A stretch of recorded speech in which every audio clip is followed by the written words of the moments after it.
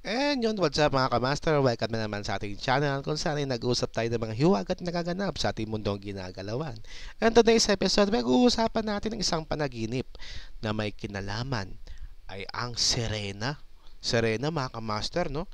So ito alam naman natin na ito yung mga uri ng mga nilalang na nakatira sa kailaliman ng katubigan, sa dagat man, sa ilog o sa lawa.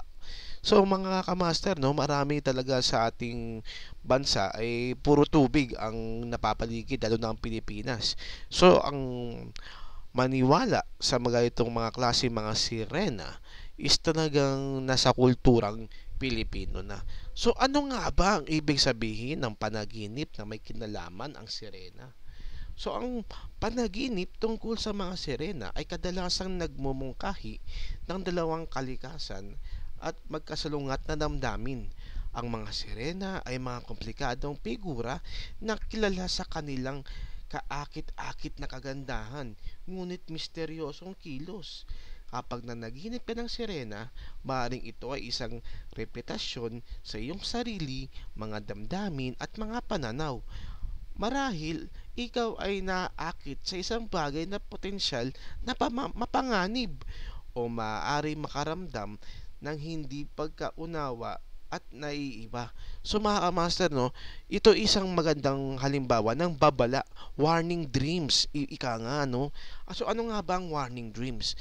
Ito yung mga kailangan, binababalaan ka na hindi mo na pala alam yung mga sitwasyon o mga desisyon mo sa panahon na ikaw ay gising sa real world, 'di ba?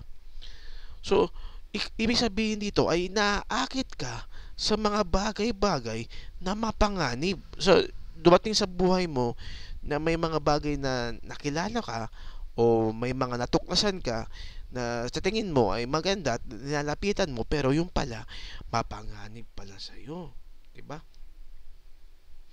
Ang panaginip ng sirena ay maaaring magpahiwatig ng pagnanais para sa kalayaan at sa buhay na ng buong buhay na may kalayaan. So, ito rin yung dahil alam naman natin na ang dagat ay napakalawak. Once na nandoon sa dagat, parang lahat ng dagat pwede mong puntahan kasi napakalawak nito. So, yun din ang simbolo no gusto mong pumunta sa lugar ng kalayaan, sa mundo ng malawak katulad ng karagatan. Kung paanong ang mga sirena ay malayang naninirahan sa karagatan, maaaring naghahanap ka ng pagtakas mula sa iyong pang-araw-araw na mga hadlang at ipinahayag sa iyong natatanging sarili ng mas lantaran. So, ibig sabihin nito no, na ikaw ay nakukulong sa isang sitwasyon. Ang magandang halimbawa dito siguro ay yung mga tao na nakapasok sa isang kumpanya na sa kanilang pagtatrabaho sa kumpanya na yon ay hindi na sila masaya. So nakakahanap sila, nakakahanap sila o naghahanap sila ng kalayaan. Kasi parang syempre, 'di ba? Araw-araw na lang na-stuck sila sa ganong sistema, 'di ba? Ang panaginip ang panaginip naman tungkol sa pagiging isang sirena ay nagmumungkahi ng isang malakas na koneksyon o pagnanais na higit na makipag-ugnayan sa iyong feminine side o sa aspeto ng iyong kalikasan na nauugnay sa emosyonal at pag-aalaga.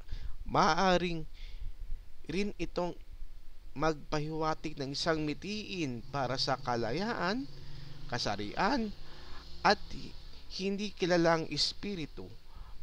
Ang panaginip ay maaaring sumasagisag ng pagbabago, lalo na kung dumaranas ka ng mga makabuluhang pagbabago sa iyong buhay.